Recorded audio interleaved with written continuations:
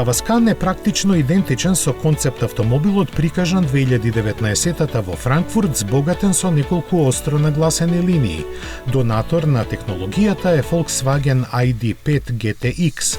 За разлика од него, каросеријата на Таваскан е поширока и подолга, но поставена на идентично меѓуоскино растојание од 2,77 метри. На остро дефинираната купе форма, која го цитира бестселерот на марката Formentor, забележливи се светли рабови и динамични контури. Внимание привлекуваат триаголните фарови со осветлени LED триаголници, кои се достапни и како матрични светла. Странично гледан, Таваскан има форма на кацига. Таквиот пристап го потенцира визуелното поврзување на предните и задните прозорци кои формираат панорамски ефект кој наликува на визир на кацига и го зајакнува спортскиот изглед. Тука допринос даваат средишната линија што се издигнува кон задниот дел и линијата на покривот на ведната надолу. Во задниот дел пак доминира континуирана светлосна лента која ги поврзува впечатливите задни светла и во средината на која во црвено се појавува логото на Купра. Внатрешноста е навистина спектакуларна и смело дизајнирана.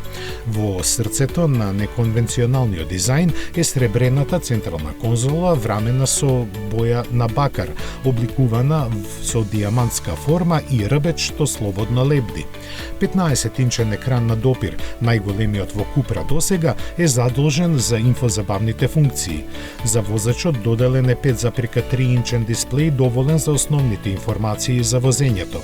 Неговата мала големина треба да се компензира со head-up дисплејот кој, како што е познато од браќата од групата ID, ги прикажува системите за помош на возачот, брзината и информациите за навигација директно на шофершајбната.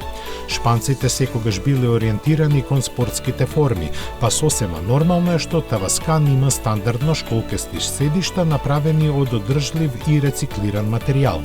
Дискретното амбиентално осветлување и украсните бакарни елементи заедно со комбинацијата на бои од црни и метални колорити создаваат атмосферски контраст.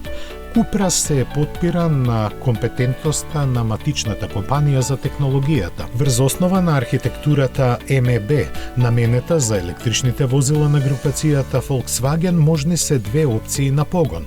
Топ моделот ќе биде верзијата VZ со 250 киловати, во која силата се пренесува преку погон на сите тркала и електромотор на предната и задната оска. Достапна и во варијанта со погон на задните тркала, во која електричен мотор поставен на задната оска испорачува моќност од 210 киловати. Оваа издржлива верзија би требало да може да помине до 549 км според WLTP со полнење на батеријата од 77 киловат-часови. Разбирливо е што верзијата со погон на сите тркала мора да оди до станицата за полнење со истиот пакет батерии по 517 км. Во двата случаи, со максимална моќност на полнење од 135 киловати може да се наполни од 10 до 80% за нешто помалку од половина час или за досек од 100 км за 7 минути. Верно на имиџот на брендот, Таваскан има и спортско подвозје со прогресивно управување и активно прилагодување на амортизерите.